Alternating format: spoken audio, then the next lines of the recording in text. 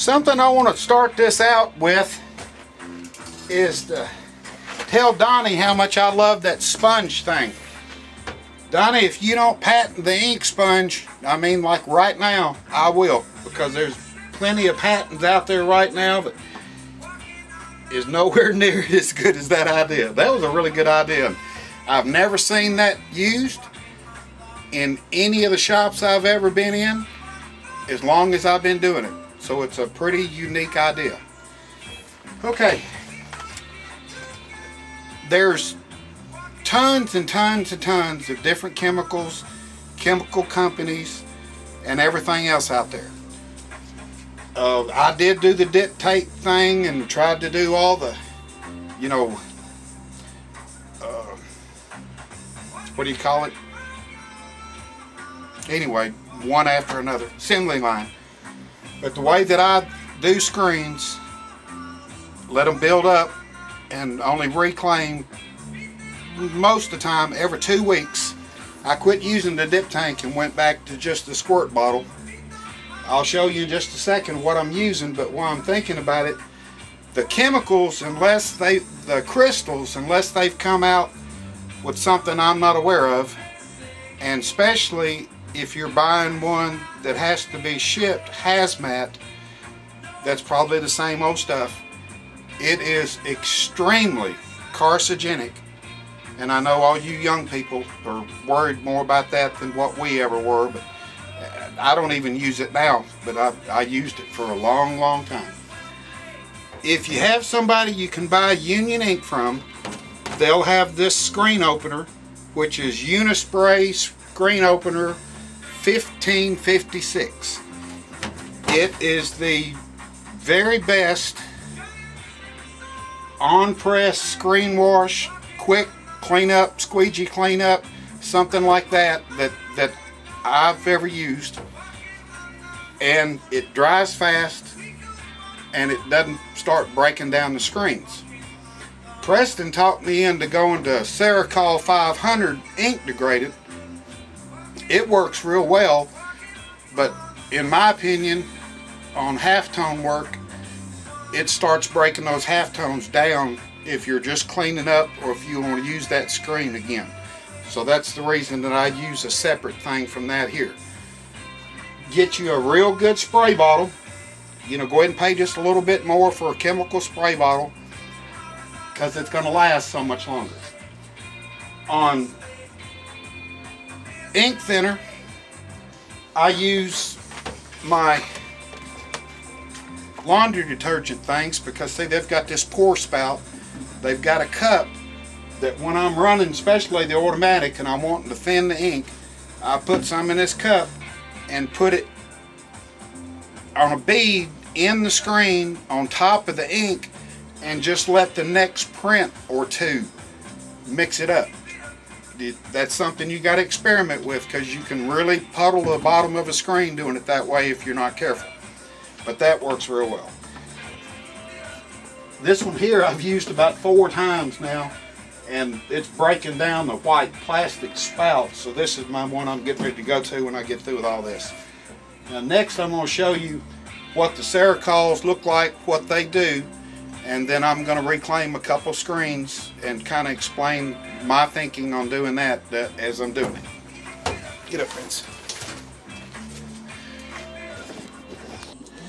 Okay, here's it's Extend, but it's by Ceracol, and not everybody's going to carry Ceracol now.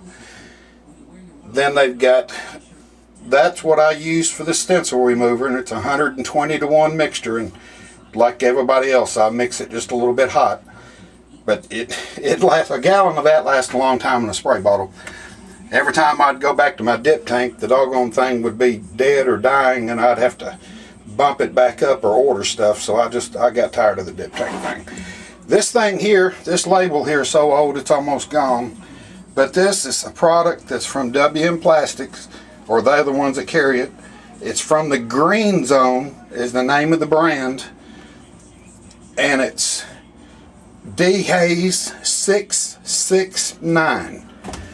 That stuff is more environmentally friendly than some of the acids and everything, and it's got a citrus smell to it.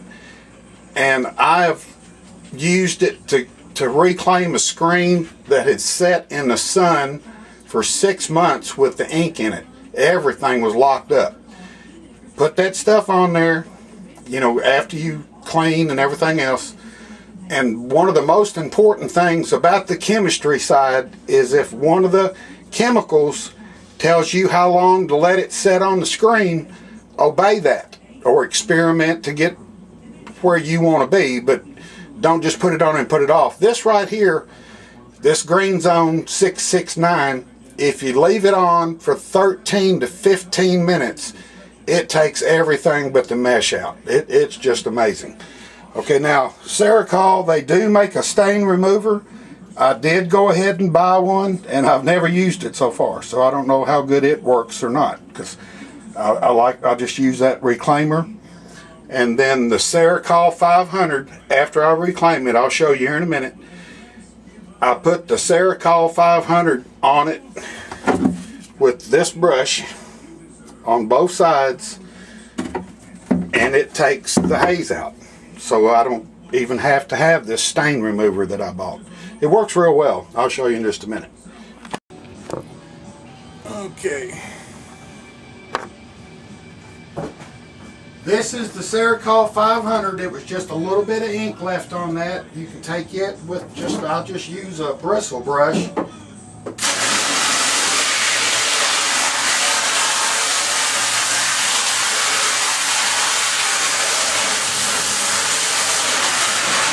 It says to pressure wash it off, but I don't, so it will work either way. Have a good blue or the red scrubbies. You want it rough, but you don't want it Brillo-y because you don't want to abrade the fibers. When you put your reclaim stuff on there, whichever you decide to use, just put it on there, like's already been said, just work it around. And say, I've already sprayed this screen to get it wet on both sides. I know so almost everybody does way too much work on the inside of the screen to suit the way that I think needs to be done and the way I was taught. This is the weakest part of the screen. When you expose the screen, rinse it out on the inside, blow it out from the back side. Don't ever go back to the inside again. This is the strongest part of the screen because it got the most exposure light. When you're rubbing it with your scrubbies, you don't have to get on it and try to push your hand through it or anything else. All you want to do is just rub that stuff, smearing it around until you feel that little drag. It cuts the, lack of better terms, it cuts the shiny off the top. Once you get the shiny gone, then the chemical will take the stuff straight out. You know, let the chemicals work for you, and it makes things so much easier. Don't never put a piece of tape on the back of the screen without putting a little flip up place that you can grab. This one right here tore on the inside. People say, oh, that takes too long. I said, well, it takes a hell of a lot less time to do that than it does to try to get your fingernail and get that screen off of there. Once you got everything all smeared up good,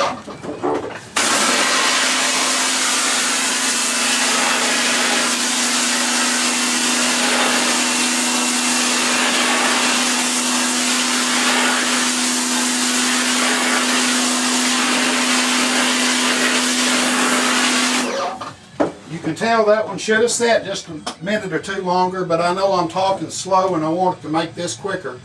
If that sat just a second or, just a little bit longer, the rest of this would have come out. But since I said I put the 500 on it again after I reclaimed, I'm just going to go ahead and do that from here now. And I got this little spray thing here at Walmart in a pack for janitors that had 2 or 3 different type sprayers and everything in it. And this one comes out in a foam. See how funny it is? It works really good for this. You don't use near as much chemical.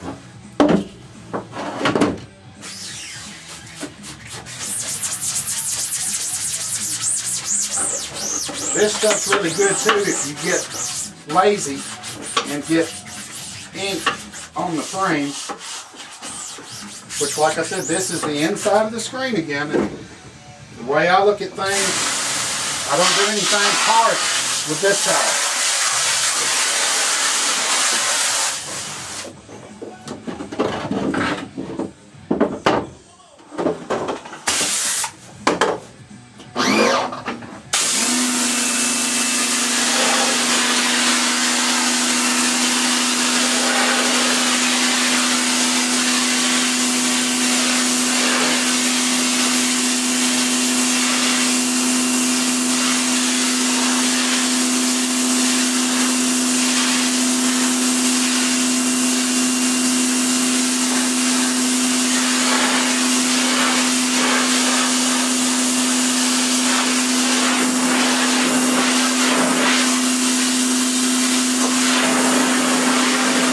And then from there, I'll wash it down 2 or 3 times to make sure that I get all of the foam out of it.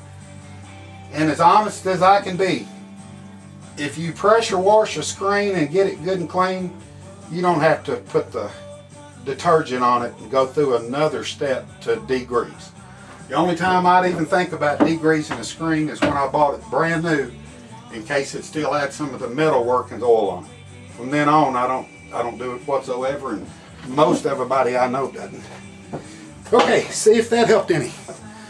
Bye for now.